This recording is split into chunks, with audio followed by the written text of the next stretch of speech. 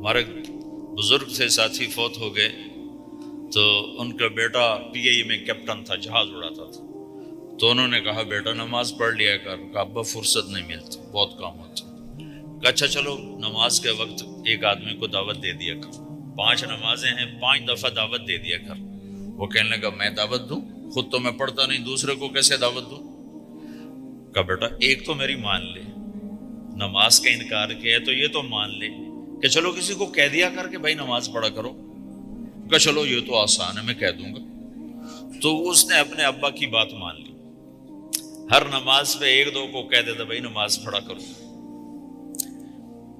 اس کے والد فوج میں جرنیل تھے، یہ کیپٹن تھا. دونوں کی ملاقات نہیں ہوئی. 6 مہینے بعد باپ بیٹا کی ملاقات ہوئی تو دیکھا تو کپتان صاحب کی داڑھی بھی اور ماتھے پہ محراب بھی. انہوں نے کہا بیٹا یہ کیا ہوا؟ کہا آپ نے مجھے پھنسا دیا. وہ جب میں لوگوں کو کہتا رہا تو میرے اپنے اوپر اثر ہونا شروع ہو گیا کہ میں اپنے آپ کو ملامت کرنے لگا کہ اوروں کو تو کہہ رہا ہے، خود تو پڑھتا نہیں. کہ اس نے مجھے کھڑا کیا اور میں نماز پہ آیا. پھر ایک دن شیو کرنے لگا، شیشے میں کھڑا دیکھ رہا تھا تو میں نے کہا جب اللہ کو سجدہ کر رہا ہوں تو چہرے پہ نبی کی سنت بھی ہونی چاہیے. تو میں نے سیفٹی بھی پھینک دی، میں داڑھی بھی رکھ لی. تو تبلیغ کا کام کرتے رہنا، ہم فرشتے نہیں بن سکتے. ایک دفعہ ایک آدمی نے میرے اوپر بڑی چڑھائی کی، تم تبلیغ والے منافق ہو، کہتے کچھ ہو کرتے کچھ ہو، تمہارے قول اور فعل میں بہت فرق ہے. بہت. جب ان کا غصہ اتر گیا تو میں نے ان سے کہا بھائی 100 نمبر تو اللہ نے بھی نہیں مانگے، آپ کیوں مانگتے ہو؟ اللہ نے کہا ہے فمن ثقلت موازینہ، جس کی نیکیاں بڑھ جائیں گی گناہ تھوڑے ہوں گے تو پاس کر دوں گی. تو 100 نمبر تو اللہ نے بھی نہیں کہا کہ ایک گناہ تیرے کھاتے میں نہیں ہونا چاہیے. 100/100 نمبر لے گا تو جنت دوں گا، نہیں تو ریپٹ مار کے جہنم میں ڈالوں گا. تو 100 نمبر تو اللہ بھی نہیں مانگتا. اسے پتا ہے میرا بندہ کمزور ہے، کبھی گناہ کرے گا کبھی نیکی کرے گا. تو وہ کہتا ہے جس کے پاس 51 نیکیاں ہوئیں اور 50 گناہ ہوئے تولوں گا تو 51 جھک جائیں گے نا، 50 معاف.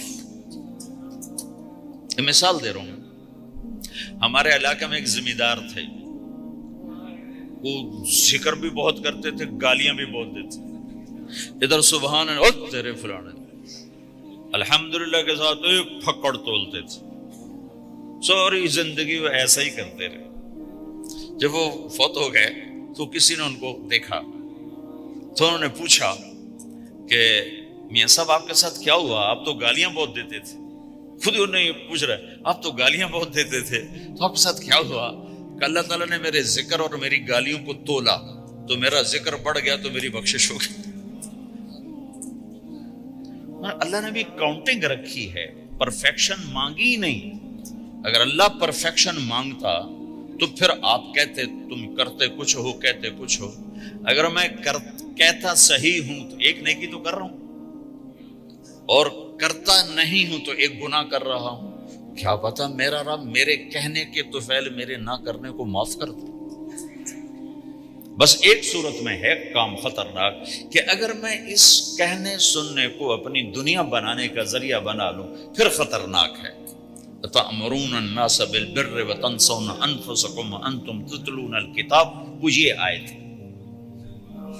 لیکن اگر میرے اندر اخلاص ہے تو پھر میں انسان ہوں، کبھی اچھا کروں گا کبھی برا کروں گا، لیکن میرے ذمہ صدا لگانا ہے. تو بھائیو اس تبلیغ کے کام کو کرتے رہنا. اس سے ایمان بنتا ہے، ایمان سے دین وجود میں آتا ہے. دین کے 2 حصے ہیں، ایک عبادات ہے جس میں نماز سب سے اہم ہے. پھیری پہ ہو گھر پہ ہو نماز نہ چھوڑو. رمضان کے روزے ہیں، اللہ پھر رزق زیادہ دے دے، حج کرو، زکوٰۃ دو. لیکن عبادات بڑی محدود ہیں اور اس میں کثرت اللہ نے مطالبہ بھی نہیں کیا، بلکہ اللہ تعالیٰ نے اس میں اعتدال ہی کو پسند فرمایا ہے۔ اللہ تعالیٰ نے ہمارے نبی لمبی لمبی نمازیں پڑھتے تھے تو اللہ تعالیٰ نے روک دیا کہ ما انزلنا علیک القرآن لتشقی، میرے نبی میں نے تمہیں قرآن اس لیے نہیں دیا کہ تو لمبی لمبی نمازیں پڑھ کے تھکتا رہے، درمیان نہ چل۔ اللہ کے نبی نے تبلیغ میں زیادہ زور دکھایا تو اللہ نے اس پر بھی کہا فلا تذهب نفسك عليهم حسرات، اتنا غم نہ کیا کر کے تو خود ہی ہلاک ہو جائے، مات نہیں، ایسا نہ کر۔ تو عبادات محدود ہیں اور اس میں اعتدال مطلوب ہے۔ سارا دن مصلی پہ بیٹھنا یہ اللہ نہیں دیکھنا چاہتا، اللہ یہ دیکھنا چاہتا ہے کہ تو باہر جاتا کہ میں دیکھوں کہ اب تو کیا کرتا ہے۔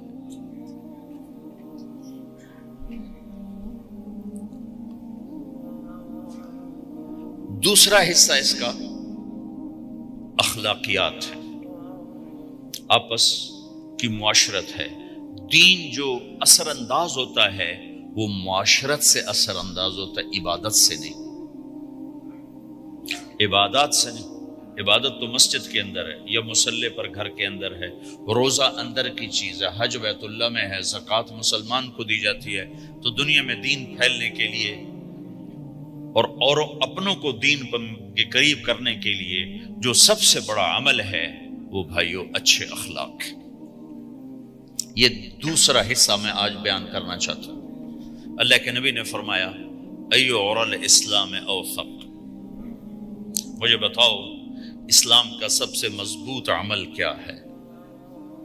تو صحابہ نے کہا الجہاد، یا رسول اللہ جہاد۔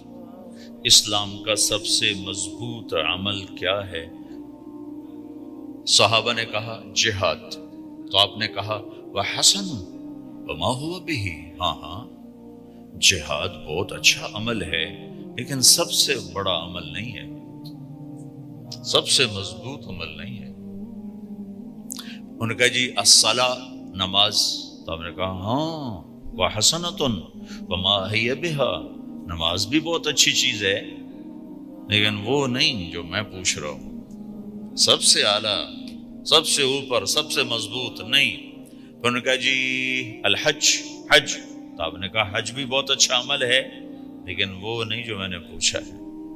پھر صحابہ نے کہا جی روزہ، آپ کا روزہ بھی بہت اچھا ہے لیکن وہ نہیں جو میں نے پوچھا ہے۔ تو پھر صحابہ نے کہا یا رسول اللہ پھر آپ ہی بتائیں، ہمیں تو نہیں پتا۔ تو ہمارے نبی عبادات سے اوپر لا رہے ہیں، اپنے ساتھیوں کو عبادات پہ قائم کر دیا۔ ہر آدمی نمازی بن چکا ہے، ہر آدمی روزے دار بن چکا ہے، ہر آدمی مالدار زکوٰۃ دینے والا بن چکا ہے، اور ہر آدمی حج کا جذبہ پیدا کر چکا ہے۔ اب آپ ان کو اخلاق پہ لانا چاہتے ہیں، چونکہ اسلام کی تکمیل اخلاق سے ہے۔ اسلام کو تشبیہ دی گئی ہے گھر کے ساتھ، بنی الاسلام علی خمس، تو بنیا کا لفظ عمارت پر بولا جاتا ہے۔ تو اسلام کی بنیاد میں ہے کلمہ، نماز، روزہ، حج، زکوٰۃ۔ اگر اس مسجد کی بنیادیں بھر دی جائیں تو اس کو مسجد تو نہیں کہیں گے نا۔ ہاں جی بنیادیں ڈال دی ہیں، چھت ڈالنی ہے، جب چھت پڑے گی تو پھر یہ مسجد کہلائے گی۔ تو اسلام کی بنیاد قائم ہو چکی تھی، اب آپ چھت ڈالنا چاہتے تھے۔ چھت کیا ہے؟ وہ اچھے اخلاق ہیں، تو اب آپ ان کو اوپر لا رہے ہیں۔ تو آپ نے جب پوچھا تو انہوں نے وہی کہا جو انہوں نے ابھی سیکھا تھا، نماز، روزہ، جہاد، حج، لیکن آپ نے سب کی نفی کر دی، نہیں یہ بھی نہیں، یہ بھی نہیں، یہ بھی نہیں، یہ بھی نہیں۔ اچھا یا رسول اللہ آپ بتائیں۔ تو آپ نے فرمایا ان اوثق عر الاسلام الحب للہ والبغض للہ، اسلام کا سب سے مضبوط عمل وہ آپس میں اللہ کے لیے محبت کرنا ہے۔ اسلام کا سب سے مضبوط عمل وہ آپس میں اللہ کے لیے محبت کرنا ہے۔ اسلام کا سب سے مضبوط عمل وہ محبت ہے، اللہ کے لیے بغض ہے، اللہ کے لیے محبت ہے، یہ اسلام کا سب سے مضبوط عمل ہے۔ تو بھائیو یہ چھوٹا سا معاشرہ اسلامی بن جائے، اس کے لیے بنیاد میں نے پہلے بتا دی، اب چھت بتا رہا ہوں، وہ ہیں اچھے اخلاق۔ اللہ تعالیٰ نے جب ہمارے نبی نے نماز لمبی پڑھی تو اللہ نے کہا درمیانی پڑھو، میں نے ابھی بتایا۔ تبلیغ میں دکھ زیادہ جھیلا تو اللہ نے کہا درمیانہ چلو، لیکن جب اللہ کے نبی نے اخلاق بلند کیے، اخلاق، تو اس پر بھی اللہ تعالیٰ فرماتا میرے نبی ذرا اتنا نرم نہ ہو، تھوڑا سا سختی دکھا، آنکھیں دکھا، تھوڑا شوں شاں کر۔ تو میرے رب نے کیا کہا؟ واہ، میرے رب نے آپ کے اخلاق کی جیسی تعریف کی ہے، آپ کے کسی عمل کی ایسی تعریف نہیں کی۔ نماز کو کہا معتدل، اعتدال، دعوت کو کہا اعتدال، اور اخلاق کو کیا کہا؟ انک لعلی خلق عظیم، اور اس کو طاقت پہنچائی قسم اٹھا کے، نون، پھر قسم اٹھائی قلم کی جو علم کا ذریعہ ہے، والقلم وما یسطرون، مجھے قسم ہے قلم اور اس کی تحریر کی، ما انت بنعمت ربک بمجنون وان لک لاجرا غیر ممنون۔ ان دو آیتوں کو چھوڑ کر اگلی جو آیت آ رہی، وانک لعلی خلق عظیم، اے میرے محبوب میں قسم اٹھاتا ہوں قلم اور اس کی تحریر کی، تیرے اخلاق بڑے عالی شان ہیں۔ یہ نہیں کہا تیرے اخلاق بڑے عالی ہیں، انک لعلی، علا، علا کا یہاں بہت عظیم الشان کردار ہے۔ علا یہ بتا رہا ہے کہ اے میرے نبی، جتنے اخلاق تصور کیے جا سکتے ہیں وہ سب تیرے تابع ہو چکے ہیں، اور تو ان پہ سوار ہو چکا ہے، تو ان پہ چھا چکا ہے۔ علا چھا جانے کے لیے ہوتا ہے کہ تمام اخلاق تیرے غلام ہو چکے۔ ایک دفعہ آپ نے فرمایا اچھے اخلاق 360 قسم ہیں، 360 قسم، 360 صفات کا مجموعہ اچھے اخلاق۔ کوئی ایک صفت کسی کو مل گئی تو جنت میں چلا جائے گا۔ تو ابو بکر رضی اللہ عنہ سامنے بیٹھے تھے، کہنے لگے یا رسول اللہ افی منہا شیء، ان 360 میں کوئی میرے اندر بھی کچھ ہے؟ تو آپ نے کہا تیرے اندر سارے کا سارا، کوئی کمی کوئی پورے۔ یا آپ نے اور کسی کو نہیں کہا، صرف آپ نے یہ ابو بکر سے فرمایا کہ ابو بکر تیرے اندر پورے اخلاق 360۔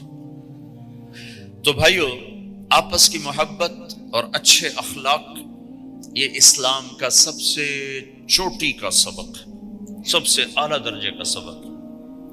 اب ایک حدیث میں جو حدیث جبریل کہلاتی ہے، وہ انسانی شکل میں آ کر پوچھتے ہیں یا رسول اللہ اسلام کیا ہے؟ تو آپ کہتے ہیں کلمہ، نماز، روزہ، حج، زکوٰۃ، یہ اسلام ہے۔ یہی سوال اب آخری حج کا موقع آ چکا ہے، اب اسلام 9 سال آگے، 10 سال آگے جا چکا ہے اور اس کی شکل مکمل ہو چکی ہے۔ تو عمر بن عبسہ رضی اللہ تعالیٰ عنہ یہ آخری حج کے موقع پر آپ سے ملتے ہیں اور آ کر یا آپ سے پوچھتے ہیں یا رسول اللہ مل اسلام؟ سوال ایک ہے، مل اسلام؟ شروع میں مدینے کے داخلے کے شروع میں جبریل انسانی شکل میں آتے ہیں اور کہتے ہیں مل اسلام، اسلام کیا ہے؟ تو آپ کہتے ہیں کلمہ، نماز، روزہ، حج، زکوٰۃ۔ اب یہی سوال 10 سال کے بعد یا 9 سال کے بعد عمر بن عبسہ کہتے ہیں یا رسول اللہ مل اسلام، اسلام کیا ہے؟ تو اب جواب سنو، آپ نے فرمایا اطعام الطعام وطیب الکلام، میٹھا بول بولنا اور کھانا کھلانا۔ کسی سے میٹھا بول بولنا کتنا عظیم ہے میرے نبی کی، میرے اللہ کی بارگاہ میں، کہ آپ نے فرمایا ابتسامک فی وجہ اخیک صدقہ، تو اگر کسی مسلمان کو ہنس کے مل لے تو یہ بھی تیرے لیے صدقے کا ثواب، صدقہ لکھا جائے گا۔ جبریل کہتے ہیں یا رسول اللہ مل ایمان، ایمان کیا ہے؟ تو آپ فرماتے ہیں اللہ کو ماننا، فرشتوں کو ماننا، نبیوں کو ماننا، کتابوں کو ماننا، تقدیر کو ماننا، موت کے بعد کی زندگی کا اقرار کرنا، ان تؤمن باللہ وملائکتہ وکتبہ ورسلہ وبالبعث بعد الموت۔ یہ ہے ابتدائی جواب۔ اب یہی سوال عمر بن عبسہ کرتے ہیں 9 سال کے بعد، یا رسول اللہ مل ایمان، ایمان کیا ہے؟ تو آپ نے فرمایا الصبر والسماحہ، صبر کرنا، معاف کرنا۔ سوال ایک ہے، جواب 2 ہیں، کیوں کہ جگہ اور نوعیت بدل چکی ہے۔ ابتدائے اسلام ہے تو عبادات بتائی جا رہی ہیں، انتہائی اسلام ہے تو اخلاق بتائے جا رہے ہیں کہ اے عمر، ایمان کیا ہے؟ صبر کرنا، معاف کرنا، صبر کرنا، معاف کرنا۔ تو بھائیو، جو ہمارا معاشرہ بنے گا اسلامی، گھر میں باہر، وہ بنے گا اچھے اخلاق سے۔